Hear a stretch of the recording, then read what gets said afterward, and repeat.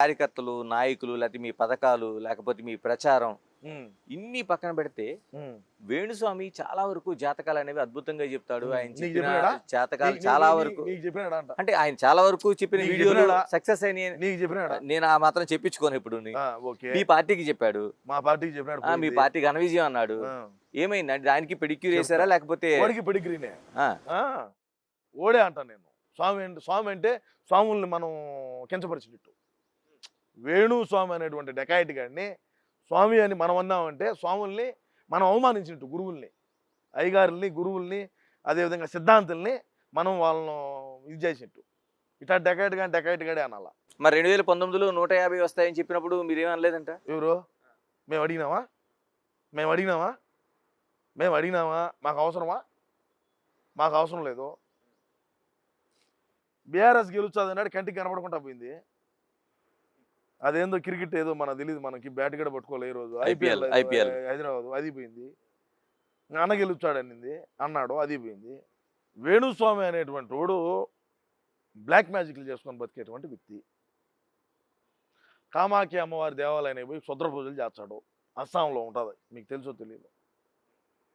WhatsApp status కూడా పెట్టినాడు, ఈ మధ్య చూశాను నేను.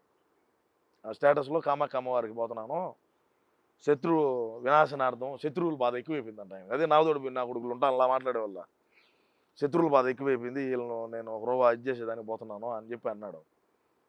కామాఖ్యమ్మ దేవాలయానికి పోయేటువంటి వాళ్ళు ఎట్టాటోళ్ళు అంటే భయంకరంగా బ్లాక్ మ్యాజిక్లు చేసేవాళ్ళు.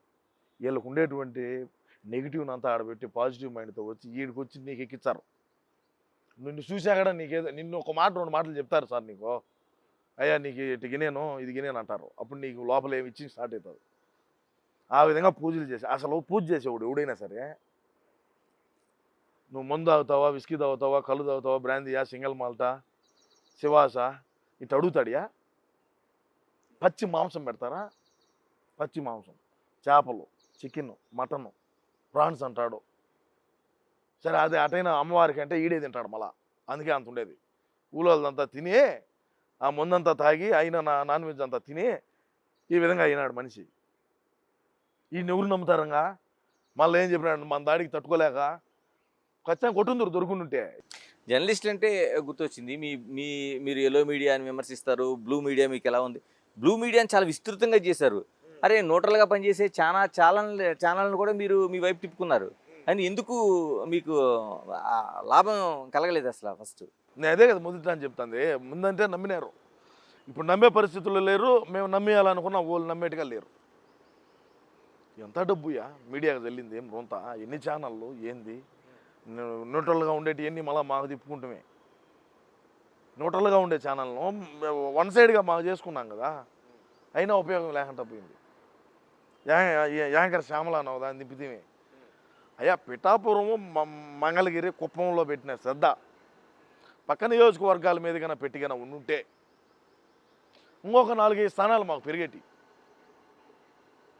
పిఠాపురంలో పవన్ కళ్యాణ్ గారిని ఓడియాలనేది లక్ష్యం అన్నది, మంగళగిరిలో నారా లోకేష్ బాబు గారు ఓడిపోవాలనేది అన్నది, బాబు గారు చంద్రబాబు నాయుడు గారు కుప్పంలో ఓడిపోవాలనేది ఆయన. ఈ 3 నియోజకవర్గాల మీద పెట్టినటువంటి శ్రద్ధ పక్క నియోజకవర్గాల మీద పెట్టుంటే కనీసం మనకు ఇప్పుడు ప్రతిపక్షంలో కూర్చున్న దానికన్నా అర్హత ఉండేది.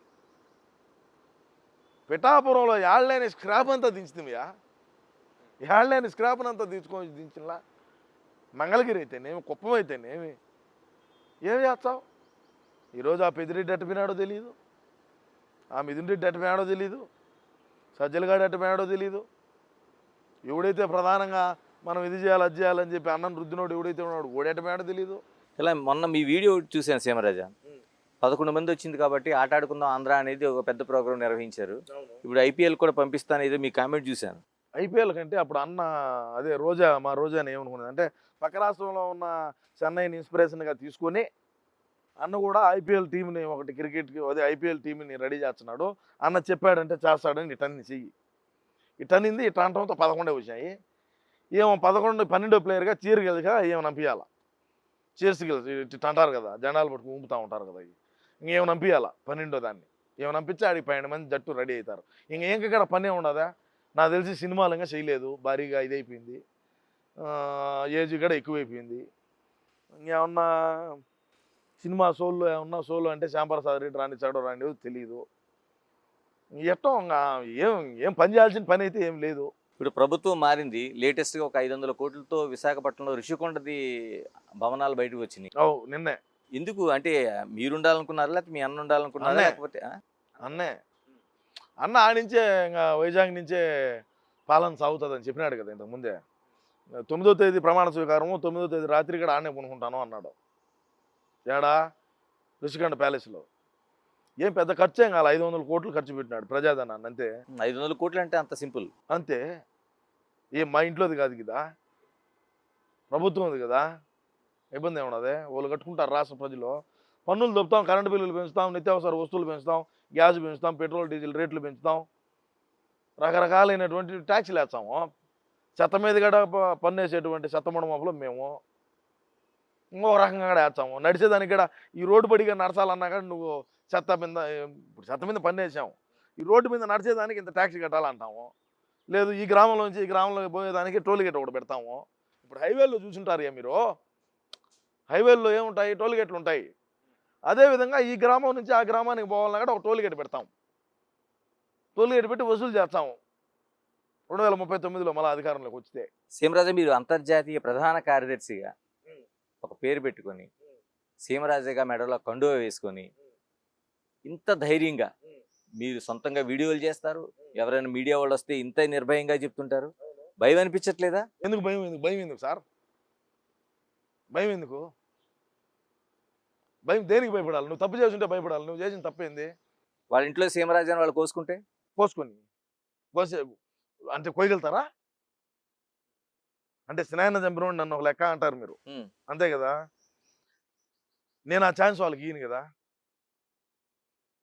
నేను ఆ ఛాన్స్ వాళ్ళకి ఈయను.